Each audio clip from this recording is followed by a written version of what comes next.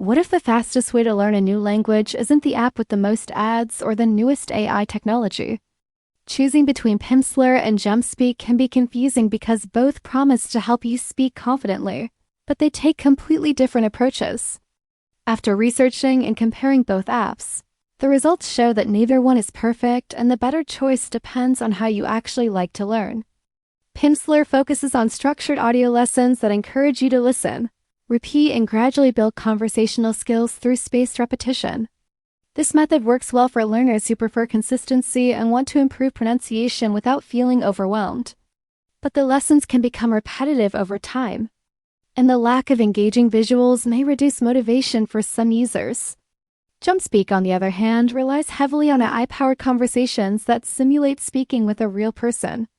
It feels more interactive and modern, making practice less intimidating, especially for beginners who want instant feedback. However, AI conversations are not always natural. Responses can occasionally feel scripted, and some advanced learners may find the practice too limited for real-world communication. In terms of content, Pimsleur offers a more structured learning path, while Jumpspeak provides greater flexibility and a more dynamic experience.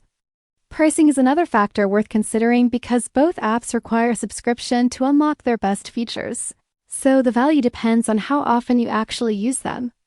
The overall comparison suggests that Pimsleur is stronger if you enjoy disciplined, audio-based learning and want to build a solid speaking foundation, whereas Jumpspeak is better suited for people who stay motivated through interactive, AI conversations and quick practice sessions. Neither app will make you fluent overnight, and both still require regular practice outside the platform. The final result is that both apps have genuine strengths and noticeable weaknesses, making this less about finding a clear winner and more about choosing the one that best matches your learning style, expectations, and long-term language goals before spending your money.